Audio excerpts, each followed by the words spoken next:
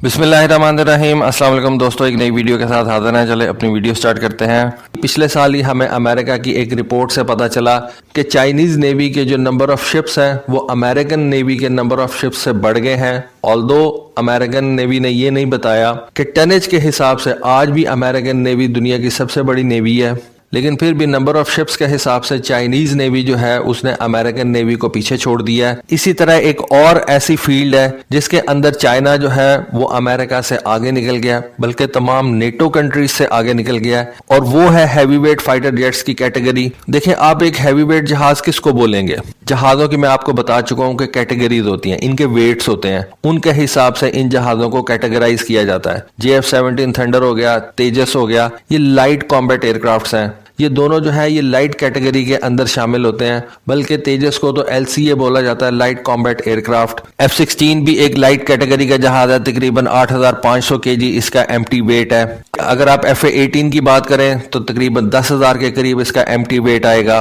America इस वक्त जो 3 हैवीवेट जहाज इस्तेमाल कर रहा है उनके अंदर सबसे पहले तो F-22 का नंबर आता है, जो तकरीबन 18-19,000 kg जिसका वजन है। फिर F-15E स्ट्राइक ईगल का नंबर आता है जिसका तकरीबन 14,500 MT वेट है, और फिर उसके बाद F-35 का वेट आता है जो कि तकरीबन 13,500 MT वेट के साथ आता है। लेकिन चाइना के पास इस वक्त बहुत से हैवीवेट जहाज मौजूद हैं जिनके अंदर Su-27 भी शामिल है, Su-30 जहाज भी शामिल है, J-11 भी शामिल है, J-15 भी शामिल है, J-16 भी शामिल है, जिनके वजन जो है वो तकरीबन 16-17,000 kg से ज्यादा है। प्लस चाइना ने अब अपना J-20 जहाज जो है उसको भी तैयार कर लिया जिसका वेट तकरीबन 17,000 kg है। और अगर हम अमेरिकन जहाज़ों की तरफ देखें तो सिर्फ F-15 और F-22 जहाज हमें ऐसे नजर आएंगे जो ट्रू हैवीवेट कैटेगरी के अंदर शामिल किए जा सकते हैं, क्योंकि F-15 का जो एम्प्टी वेट है वो तकरीबन 14,000 kg से ज्यादा है, जबकि F-22 का जो एम्प्टी वेट है वो तकरीबन 20,000 kg है। F-35 का वेट जो है वो तकरीबन 13,000 kg के लगभग है।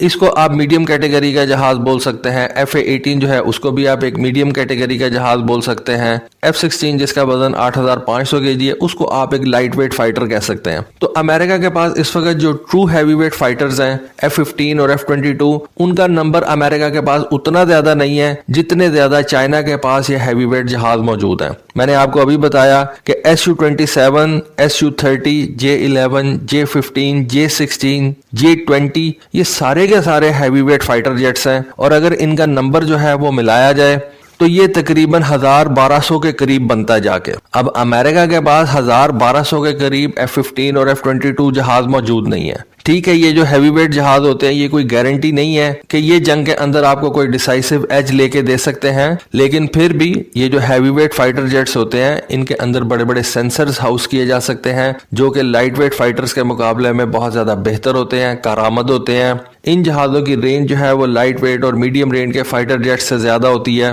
ज्यादा पावरफुल रडार्स इनके अंदर जो है वो लगाए जा सकते हैं, जिसकी वजह से इनकी परफॉर्मेंस भी जो है वो दूसरे जहाजों से बेहतर होती है। फिर अगर हम बात करें इन हैवीवेट फाइटर्स की तो अमेरिका के पास इस वक्त जो पुराने F-15 स्ट्राइक ईगल जहाज हैं उनकी तादाद काफी ज्यादा है। F-22 जहाज जो हैं वो बहुत थोड़े नंबर्स के अंदर है, और ऐसा समझा जाता है कि 2023 के अंदर अमेरिका F-22 जहाजों को जो है वो रिटायर करना शुरू कर देगा। अभी रिसेंटली अमेरिका ने F-15EX जहाज जो है वो परचेज करना शुरू किए हैं जो कि लेटेस्ट एवियोनिक्स के साथ आते हैं। पुराने F-15s के अंदर पुराने एवियोनिक्स जो हैं वो लगे हुए हैं, जबकि जो चाइना के J-11, J-16 और J-20 जहाज हैं उनके अंदर लेटेस्ट एवियोनिक्स जो हैं वो लगे हुए हैं। तो इस हवाले से भी मैं समझता हूं कि चाइना के हैवीवेट फाइटर्स जो हैं वो काफी ज्यादा बेहतर है। अमेरिका के जो दूसरे इत्तेहादी हैं जैसा कि उसके नेटो इत्तेहादी हो गए, वो हैवीवेट फाइटर्स जो है वो इतने ज्यादा इस्तेमाल ही नहीं करते। सिर्फ जापान एक ऐसा मुल्क है जो कि F-15 जहाज इस्तेमाल करता है, बाकी यूरोप के अंदर कोई ऐसा मुल्क नहीं है जिसने F-15 या F-22 जहाज जो है वो इस्तेमाल किया हो। खैर, सारे का सारा यूरोप जो है वो इस वक्त F-35 की तरफ जा रहा है, जो कि अपने अंदर ठीक है कोई हैवीवेट जहाज नहीं है, लेकिन इस वक्त दुनिया का बेहतरीन जहाज समझा जाता है। यूरोप के अंदर फ्रांस ने सिर्फ अमेरिका की नकल की थी और उसने F-15 की तर्ज के ऊपर एक मिराज 4000 जहाज बनाने की कोशिश की थी, बल्कि उसने बना लिया था,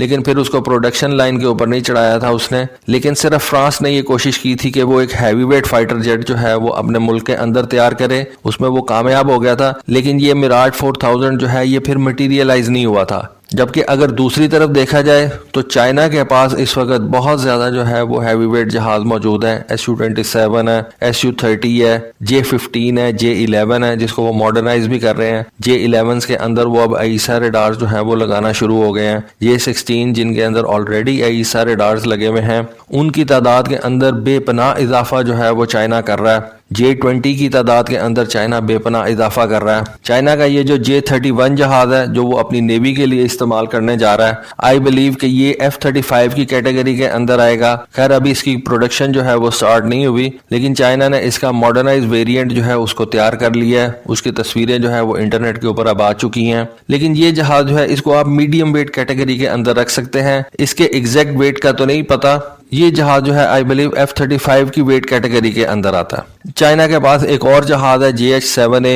खैर वो बहुत पुराना जहाज हो चुका हुआ है और उसके जो एवियोनिक्स है वो भी कोई इतने ज़्यादा एडवांस नहीं है। उसका वेट भी तकरीबन 14,500 के करीब है और वो भी आप कह सकते हैं कि F-15 स्ट्राइक ईगल की वेट कैटेगरी का ही जहाज है। चाइना के पास तकरीबन 300 के करीब ये JH-7A जहाज मौजूद हैं। अगर रशिया की तरफ देखा जाए तो रशिया के पास भी बहुत बड़े बड़े जहाज मौजूद हैं और रशियन एयरफोर्स के पास कोई भी ऐसा जहाज नहीं है जो कि वेट कैटेगरी के अंदर उसको आप इवन मीडियम वेट भी कह सकें। MiG-29 एक ऐसा जहाज था जिसको आप मीडियम वेट कैटेगरी का जहाज कह सकते हैं, लेकिन MiG-29 को रशियन एयरफोर्स जो है वो अब रिटायर करती चली जा रही है। MiG-35 के फ्यूचर का अभी तक किसी को नहीं पता। आई बिलीव कि इवन रशियंस को भी उसके फ्यूचर का नहीं पता। ना रशियंस उसको खुद से खरीद रहे हैं, ना कोई और मुल्क जो है वो रशिया से ये MiG-35 जहाज परचेज कर रहा है। रशिया के पास पुराने SU-27 जरूर पड़े हुए हैं जिनको वो आज भी यूक्रेन के अंदर इस्तेमाल कर रहे हैं। SU-30 जहाज जो है वो रशियन इस्तेमाल कर रहे हैं। SU-35 जहाज और फिर SU-57 जहाज, रशिया के सारे जहाज जो हैं वो हैवी वेट कैटेगरी के अंदर आते हैं। लेकिन आई बिलीव चाइनीज नेवी जो है वो रशियन नेवी को नंबर्स के अंदर काट चुकी है, पीछे छोड़ चुकी है। हैवी वेट जहाज होते हैं उनके अपने बेनिफिट्स होते हैं। ये ज्यादा वेपन्स कैरी कर सकते हैं, ये ज्यादा वेपन्स कैरी करके ज्यादा दूर तक जा सकते हैं, लॉन्ग रेंज के ऊपर स्ट्राइक कर सकते हैं। इनके अंदर ज्यादा पावरफुल सेंसर सूट्स जो हैं वो लगे होते हैं एज कम्पेयर टू मीडियम और लाइट वेट जेट्स के। ये जो हैवी वेट जहाज होते हैं ये ज्यादातर एयर सुपीरियोरिटी के लिए जो है वो काम आते हैं। एनिमी टेरिटरी के अंदर डीप स्ट्राइक्स करने के काम आते हैं, मैरीटाइम स्ट्राइक रोल्स के अंदर काम आते हैं और ये इन तमाम फील्ड्स के अंदर लाइट वेट और मीडियम वेट फाइटर जेट से ज्यादा बेहतर परफॉर्म करते हैं। अब आपको पिछले दिनों याद होगा मैंने एक वीडियो बना के दी थी कि अमेरिका ने अपने F-15 जहाज जो उसके इस वक्त जापान के अंदर मौजूद हैं कटीना एयरफोर्स बेस के ऊपर, उनको हटाने का फैसला कर लिया है। लेकिन उनको किन जहाजों से हटा रहा है इस वक्त अमेरिका? F-22 से।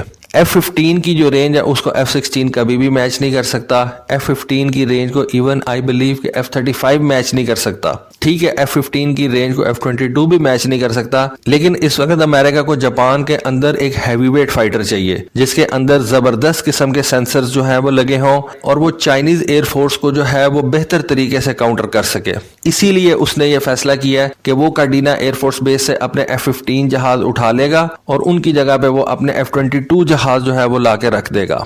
उसके बाद 6th जनरेशन के जहाज हैं, ये भी बहुत बहुत बड़े जहाज होंगे। 6th जनरेशन का जहाज जो है वो छोटा जहाज नहीं होगा, बहुत ही ज्यादा महंगे जहाज होंगे और काफी ज्यादा ये हैवी जहाज होंगे। उनके अंदर भी अभी अमेरिका और चाइना के दरमियान जो है वो रेस लगी हुई है कि कौन सा मुल्क जो है वो 6th जनरेशन का जहाज पहले तैयार करता है। तो देखें आने वाले दिनों के अंदर ये एयर वॉरफेयर जो है ये किस तरफ को जाती है।